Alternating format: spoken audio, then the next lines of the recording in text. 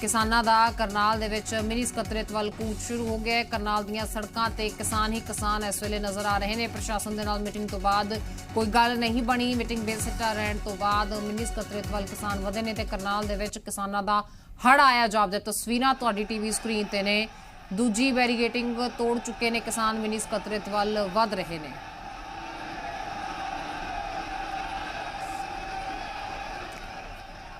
ਸੋ ਇਹ ਵੱਡਾ ਇਕੱਠ, ਇਹ ਵਿਸ਼ਾਲ ਹਜੂਮ ਸੜਕਾਂ ਤੇ ਦੂਰ ਤੱਕ ਜਿੱਥੇ ਤੱਕ ਨਜ਼ਰ ਜਾਏਗੀ ਤੁਹਾਨੂੰ ਇਹ ਕਿਸਾਨ ਹੀ ਨਜ਼ਰ ਆਉਣਗੇ ਤੇ ਦੂਜੇ ਪਾਸੇ ਧਰੇ ਦੇ ਧਰੇ ਰਹਿ ਗਏ ਪ੍ਰਬੰਧ ਉਹ ਵੀ ਤੁਸੀਂ ਵੇਖ ਪਾ ਰਹੇ ਹੋ।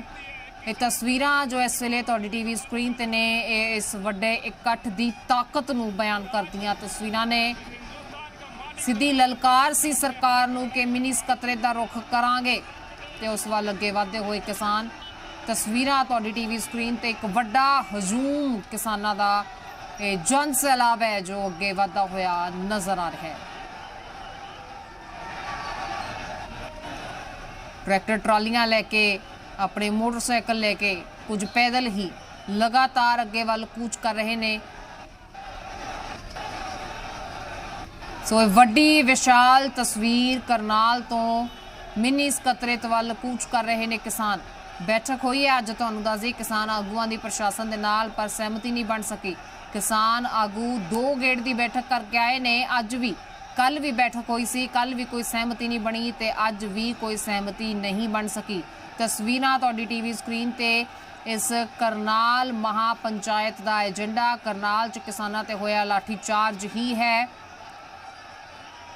ये वड्डी तस्वीर है इस वेले दी। कंवरजीत विरक साडे सहयोगी करनाल तो साडे नाल जुड़ चुके हैं, सीधे उन्हां दा ही रुख करांगे। कंवरजीत, जो तस्वीर असीं वेख पा रहे हैं जाहिर तौर ते दूर दूर तक ये जन अंदोलन के रूप दे विच किसान अंदोलन जो नज़र आ रहा है, दूर तक कुछ और नज़र नहीं आ रहा। दूर तक फैलिया किसानां दा पूरा ग्रुप है, सैलाब ही वेखण नूं मिल रहा है। फिलहाल की तस्वीर बनी हुई है, प्रशासन के प्रबंध तां कुछ नज़र नहीं आ रहे थे किसानां अगे। बिल्कुल गगन गल की जाए तो लगातार जो किसान सन उतों अपनी जी पंचायत से पंचायत चो जिस तरह ही उन्होंने लीडर ने जो नेता इतने पहुंचे सन उन्होंने क्या कि सैकटरीएट का घेराव करांगे तो उतों निकल गए। हुण तक 2 नाके तोड़ के किसान अगे पहुंच गए हैं तो तकरीबन काफी अगे लंबी लाइन जी है वो किसानों की है। प्रशासन ने हर थां नाके लगाए जा हैं। CRF, CRP, BSF ते ITPP के जवान भी लाए हुए हैं। उसके नाल सब तो बड़ी गल है कि जी अगे सुरक्षा जी जिला सचिवालय की वो कड़ी की हुई है, चौकदम की हुई है। इस हम देखना यह होगा कि ये किसान कितों तक पहुंचते हैं, निर्मल कुटिया तक पहुंचते हैं या अगे सैकटरीएट तक पहुंचते हैं। गगन बिल्कुल तस्वीरां असीं वेख पा रहे हैं पर अगे की लगता है कि पॉसिबिलिटी बनेगी क्योंकि बैरीगेड्स तोड़ते हुए किसान अगे लंघ रहे हैं। प्रशासन दी तैयारियां धरियां दी धरियां नजर आ रही ने। प्रशासन वालों के की कुछ कदम चुके जा सकते हैं? गगन अपना सवाल दोहराओगे? कंवरजीत, जो तस्वीर असीं वेख पा रहे हैं उसनूं वेख के ये मुमकिन नहीं लगता कि इस हजूम नूं रोकिया जा सकेगा। की लगता है कि प्रशासन वालों की कुछ रुख इख्तियार किया जाएगा इसनूं रोकण दे लई? बिल्कुल गगन गल की जाए तो इतने किसानों ने जो बड़े नेता सन उन्होंने गिरफ्तारी देने की कोशिश की घट तो घट 10 तो 12 बसां दे विच किसान जो बह भी गए सन। जविंदर यादव होए या गुरनाम सिंह चड़ूमी है या कौथ होन सारे बह गए हैं। लेकिन जो दूजे किसान सन पिछे उन्होंने आन के चरलियां दे बसां निके लेट गए तो उसके नाल ही कुछ किसान उधर उलझ गए, बाकी किसान अगे निकल गए। पैदल ही अगे सैकटरीएट वाल जा रहे हैं। तकरीबन 4 किलोमीटर का इत्थों का एरिया जिथे तक किसान जाणगे सैकटरीएट का घेराव करने की कोशिश करनी है। उस तो बाद सब तो वड्डी गल है कि इत्थे जिहड़े वड्डे वड्डे ट्रक लगाए गए सन उन्होंने भी गगन किते न किते हटाने की कोशिश की गई, हटाया जा रहा है। सब तो वड्डी एक चीज देखने को मिली, प्रशासन ने वड्डियां तो वड्डियां तैयारियां कीतियां हैं लेकिन कोई भी किसी काम की नहीं आई। पहले पड़ाव से एक गल जरूर है कि करनाल के DC SP दोवें ही मौके पर पहुंचे सन, गिरफ्तारी लैन वास्ते पहुंचे सन लेकिन किसानों ने उन्होंने गिरफ्तारी दी पर जो दूजे किसान का नाल वो बसां दे अगे लिट गए। गगन बिल्कुल तस्वीरां असीं वेख रहे हैं, तुसीं बने रहो साडे नाल। तस्वीर जो असीं वेख रहे हैं जाहिर तौर ते एक विशाल तस्वीर असीं वेख रहे हैं, जो सैलाब असीं वेख रहे हैं ਇਹ ਸੈਲਾਬ ਅਮੂਮਨ ਨਜ਼ਰ ਨਹੀਂ ਆਉਂਦਾ ਤੇ ਕਿੰਨਾ ਫਾਸਲਾ ਜੋ ਹੈ ਮਿਨੀ ਸਕੱਤਰੇਤ ਦਾ ਕਮਰਜੀਤ ਰਹਿ ਗਿਆ ਹੈ ਜੋ ਕਿਸਾਨਾਂ ਨੇ ਹਜੇ ਇਸੇ ਰੂਪ ਦੇ ਵਿੱਚ ਤੈਅ ਕਰਨਾ ਹੈ।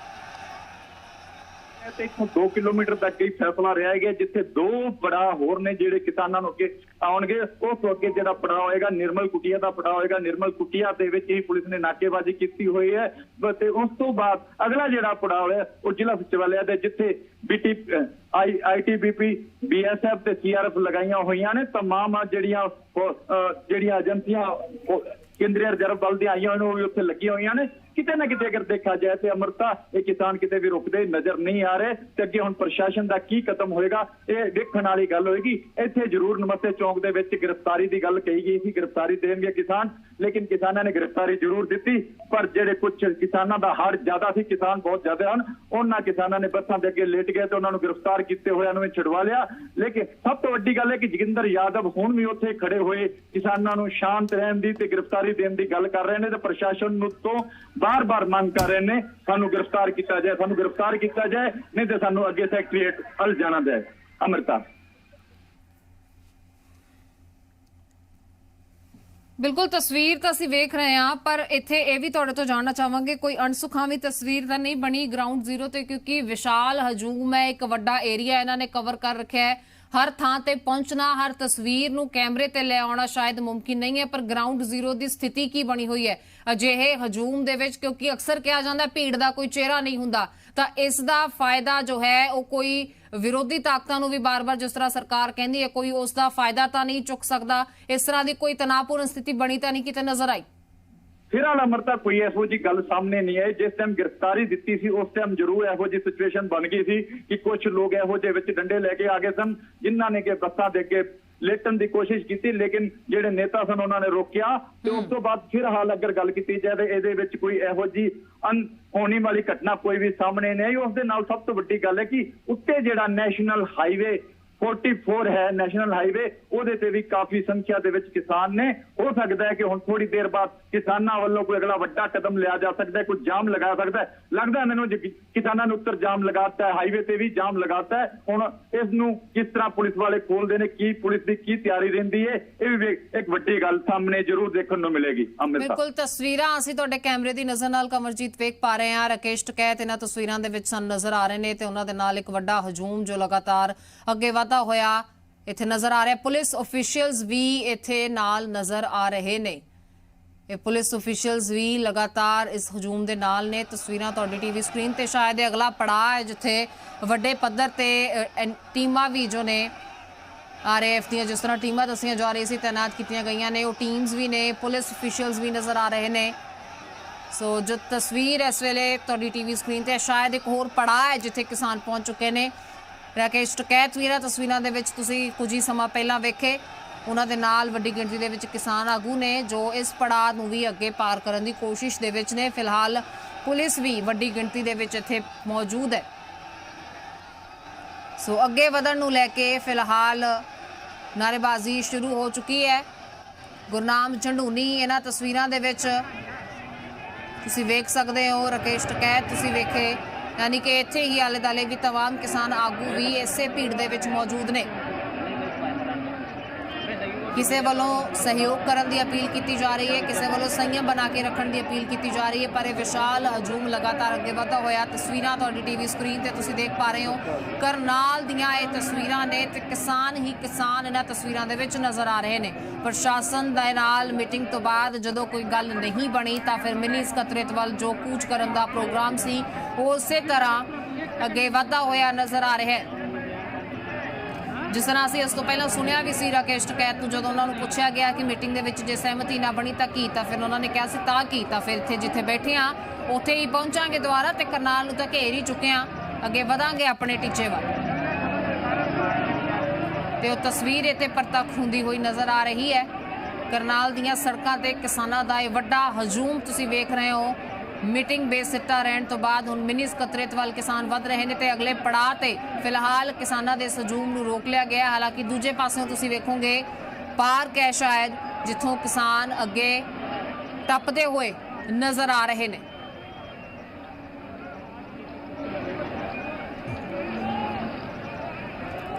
ਹਾਲਾਂਕਿ ਹੁਣ ਤੱਕ ਅਜਿਹੀ ਕੋਈ ਤਸਵੀਰ ਬਣੀ ਨਹੀਂ ਹੈ। ਕਿਸਾਨ ਆਗੂ ਬੜੇ ਸ਼ਾਂਤੀਪੂਰਨ ਤਰੀਕੇ ਦੇ ਨਾਲ ਅੱਗੇ ਇਸ ਹਜੂਮ ਨੂੰ ਲੈ ਕੇ ਵਧ ਰਹੇ ਨੇ, ਇਸ ਗਰੁੱਪ ਨੂੰ ਲੈ ਕੇ ਵਧ ਰਹੇ ਨੇ। ਪਰ ਦੂਜੇ ਪਾਸੇ ਤੁਸੀਂ ਵੇਖੋਗੇ ਇੱਕ ਰਾਹ ਜੋ ਹੈ ਉਹ ਡਿਵੀਏਟ ਵੀ ਹੋ ਰਿਹਾ ਹੈ, ਦੂਜੇ ਪਾਸੇ ਨੂੰ ਵੀ ਇਕੱਠ ਜੋ ਹੈ ਉਹ ਵੱਧਦਾ ਹੋਇਆ ਨਜ਼ਰ ਆ ਰਿਹਾ।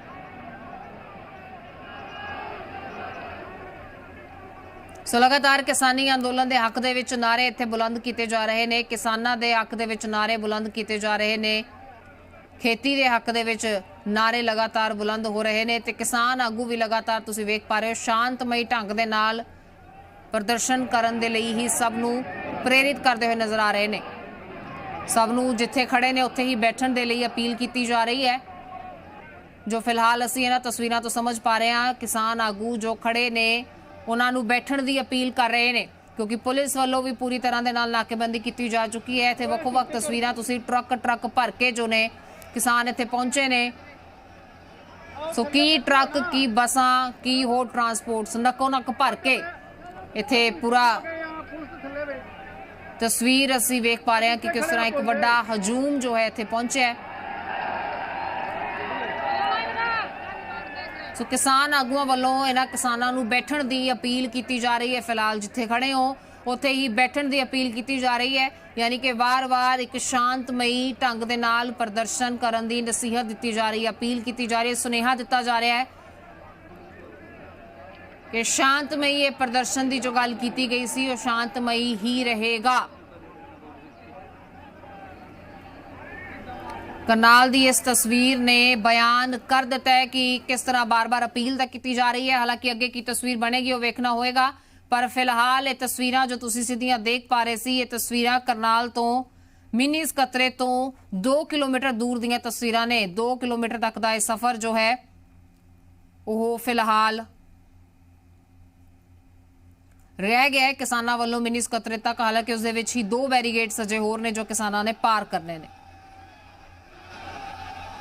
ਫਿਲਹਾਲ ਇੱਥੇ ਕਿਸਾਨ ਪਹੁੰਚੇ ਨੇ, ਅੱਗੇ ਦੇਖਣਾ ਹੋਏਗਾ ਕਿ ਕਿੱਥੋਂ ਤੱਕ ਉਹਨਾਂ ਨੂੰ ਰਾਹ ਜੋ ਹੈ ਉਹ ਪੁਲਿਸ ਆਫੀਸ਼ੀਅਲਸ ਦੇਣਗੇ, ਨਹੀਂ ਦੇਣਗੇ ਤਾਂ ਉਸ ਸੂਰਤ ਦੇ ਵਿੱਚ ਕੀ ਸਥਿਤੀ ਬਣੇਗੀ। ਪਰ ਇਹ ਵੱਡੀ ਤਸਵੀਰ ਜ਼ਰੂਰ ਤੁਹਾਡੀ ਟੀਵੀ ਸਕਰੀਨ ਤੇ ਕਿਸਾਨਾਂ ਦਾ ਮਿੰਨੀ ਸਕੱਤਰੇਤ ਵਾਲੇ ਕੂਚ ਇਸ ਵੇਲੇ ਤੁਸੀਂ ਵੇਖ ਪਾ ਰਹੇ ਹੋ ਤੇ ਤਸਵੀਰ ਬਹੁਤ ਕੁਝ ਬਿਆਨ ਕਰਦੀ ਹੈ। ਕਿਸਾਨਾਂ ਦਾ ਦ੍ਰਿੜ ਨਿਸ਼ਚਾ ਵੀ ਬਿਆਨ ਕਰਦੀ ਹੈ, ਕਾਨੂੰਨ ਰੱਦ ਕਰਾਉਣ ਦੀ ਉਹਨਾਂ ਦੀ ਮੰਗ ਕਿੰਨੀ ਕੁ ਗੰਭੀਰ ਹੈ ਇਹ ਵੀ ਇਹ ਤਸਵੀਰ ਬਿਆਨ ਕਰਦੀ ਹੈ ਤੇ ਇਸ ਵੇਲੇ ਇਸ ਦ੍ਰਿੜ ਨਿਸ਼ਚੇ ਦੇ ਵਿੱਚ ਏਕਤਾ ਕਿੰਨੀ ਹੈ ਇਹ ਵੀ ਇਹ ਤਸਵੀਰ ਬਖੂਬੀ ਬਿਆਨ ਕਰ ਰਹੀ ਹੈ। ਨਾ ਤਸਵੀਰਾਂ ਤੋਂ ਬਾਅਦ ਕੋਈ ਗੁੰਜਾਇਸ਼ ਨਹੀਂ ਰਹਿ ਜਾਂਦੀ।